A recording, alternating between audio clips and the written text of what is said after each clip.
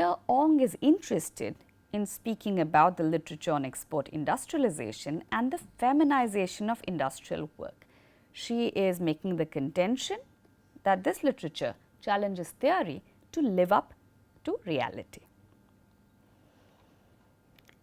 She is interested in the ways in which modernization models predicted an increasing adoption of mass assembly production and the gradual decline of cottage industries in the third world. Yet, and this is the basis of her argument, since the early 1970s, mixed systems based on free trade zones, subcontracting firms and sweatshops have come to typify industrialization in Asia, Central America and elsewhere. So, Ong has landed us squarely in the geography of free trade zones, the geography of feminization of labor, the geography of flexible capital, and she is using Lapidus to argue that the current mix of mass production, subcontracting and family type firms represents a new regime of accumulation worldwide. Here we are using accumulation in the Marxist sense, the idea of how is it that capitalism forms its project. Look to the second page of the article where she argues that in this essay, I analyze the links between flexible labor regimes and the distinctive labor worlds found in Asia and Mexico. Now, Ong's argument is important and interesting because she does not produce a unidimensional theory that focuses either only on the idea of globalization as homogeneous and collapsing all differences into one, or the idea that localities are stubbornly local and resist globalization. Instead, she is looking at the links. I discuss easily available studies of uneven ethnographic and methodological quality conducted between 1970 and 1990. Rather than a homogeneous spread of Fordist production and despotic labor regimes, we find that local milieu are constituted by the unexpected conjunctures of labor relations, cultural systems, high-tech operations and indigenous values. She then uses these studies to speak about the ways in which different localities display different and distinct labor worlds. So, turn to page 284 where she says, corporate reliance on mixed production systems in offshore sites has produced an increasingly heterogeneous workforce, including children, men and imported labor. Now, this is very important to remember that the feminization of labor is not solely about women. It is about vulnerability and the ways in which certain populations are reduced to non-negotiating populations. So, children, men, imported labor that do not have the capacity for local community relations and hence cannot rebel, don't have any fallback options, the corporation becomes their only source of sustenance. Along the US-Mexican border, recent labor shortage has led maquiladoras to use child and male labor in jobs initially reserved for young women. Remember our discussion where we were speaking about affirmative action? Often affirmative action can be superseded by these kinds of contingencies. In China, special economic zones have spawned homework in villages where women and children in their spare time make electronics gear, toys and artificial flowers. This will recall to you our discussion on E.P. Thompson where we spoke about how there seems to be no longer a boundary between work and leisure. Even SEZ-based factories illegally employed children as young as 10 to work up to 15 hours a day at salaries less than half of the $40 paid to workers over 16. Such flexible and varied labor arrangements organized by transnational firms have generated a space and a range of heterogeneous workers, no longer strictly defined by space, age or sex. In other words, exploitation has gone global. global firms increasingly come to share the labor pools used by service industries that depend on cheap labor. So, you also see a collusion of capital itself in figuring out how is it that we can jointly exploit. While FTZ jobs have generated out-migration of rural women throughout Asia, low wages and vulnerability to layoff have driven many to moonlight as prostitutes in China, Malaysia, Thailand, the Philippines and Sri Lanka.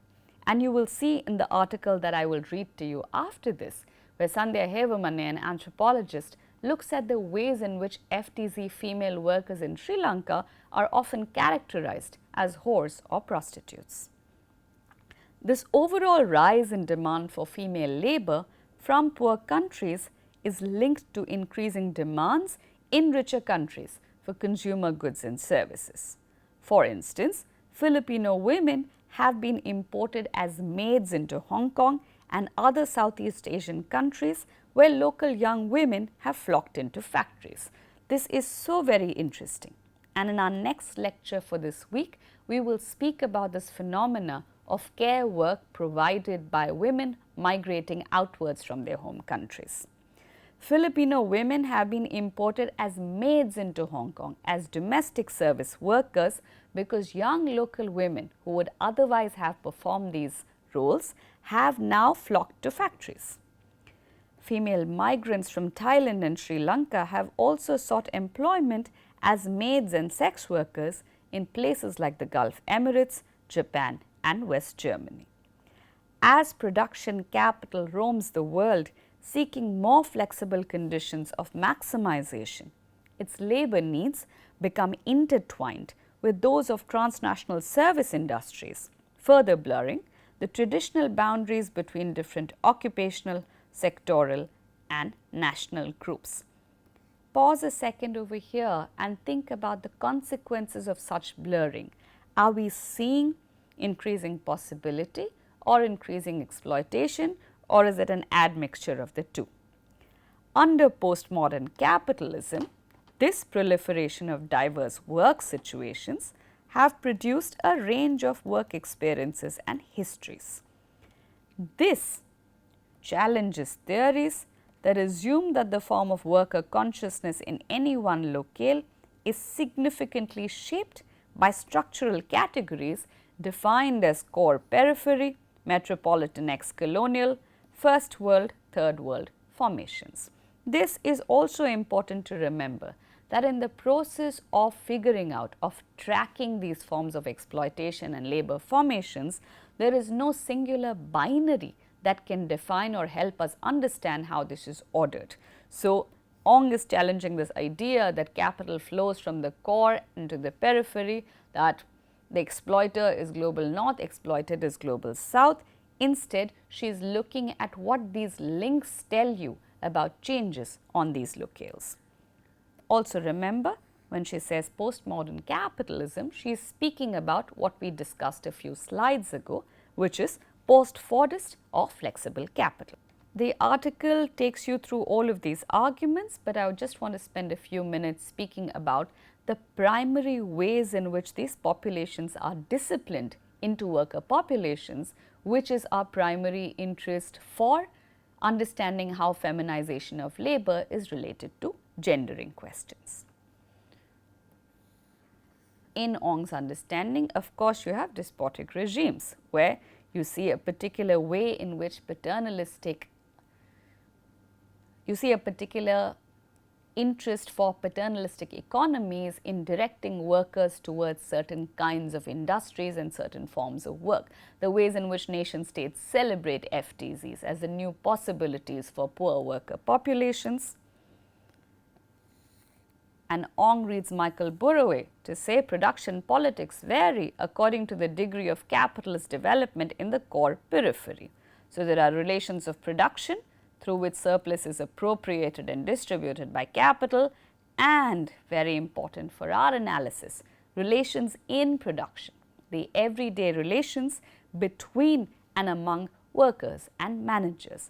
And this is Very interesting, because in some ways the standard narrative of exploitation suggests that there are gullible workers and there are canny managers, or those who are lording it over the poor are able to manipulate them for their own benefits, without realizing that these are also everyday negotiations. People make history, but not in conditions of their own making, but these relations tell you something about how is it that these are always contested, always conflictual, and therefore gendering itself has the possibility of providing openings.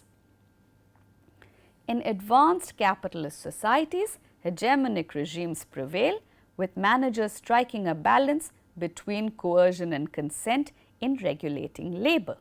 In developing countries, where the state is bent on relative surplus extraction through production, labor control is despotic, involving physical violence and often direct state intervention.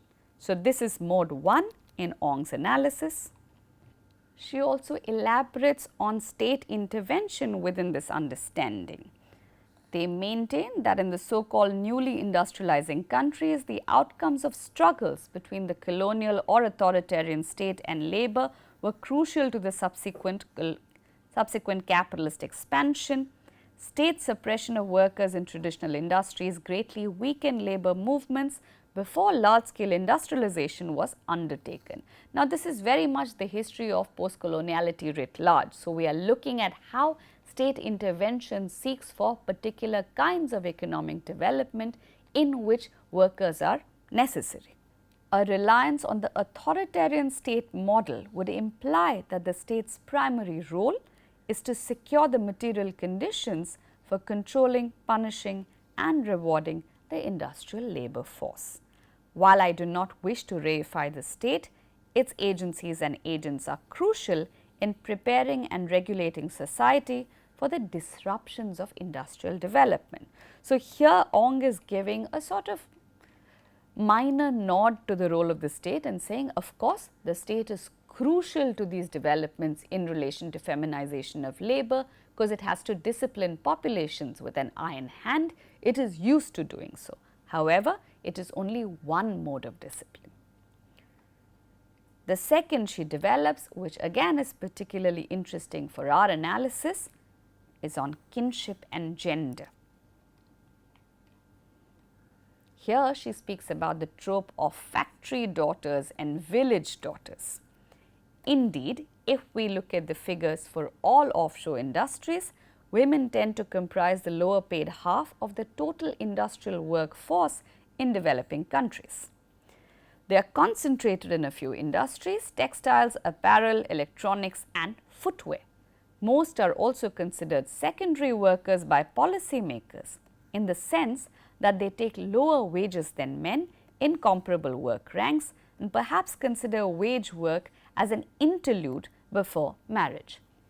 So many of the things that we have already discussed show up in just this one sentence. We are looking at vertical segregation, we are looking at horizontal segregation, we are looking at wage gap, and we are looking at comparable status in relation to the ways in which women are accorded prestige in relation to waged work. Thus branded as a secondary labor force, female workers are subjected to low wages, long hours, frequent overtime, little or no prospects for advancement, and generally uncertain employment. Thus, the daughter status at home is reproduced in the workplace, generating tensions between new feelings of personal freedom on the one hand and the claims of family and society on the other. Paradox again shows up in this idea of the working woman. Who is it that she bears a primary responsibility towards? At the same time, Ong also speaks about the fact that such forms of work did allow women a little bit of freedom and some feeling of escape, some feeling of freedom. For the first time, village girls had a chance to go away to work and to handle their own money, save for higher education and choose their own husbands, enjoying greater freedom from family claims than Chinese female workers. And here she is talking about female workers in Southeast Asia. Wolf mentions that young girls in central Java eagerly sought wage work, often against their parents' wishes. Many kept their earnings for themselves and felt a sense of improved status. In Malaysia, the earnings of village daughters helped furnish their parents' houses and improve daily consumption.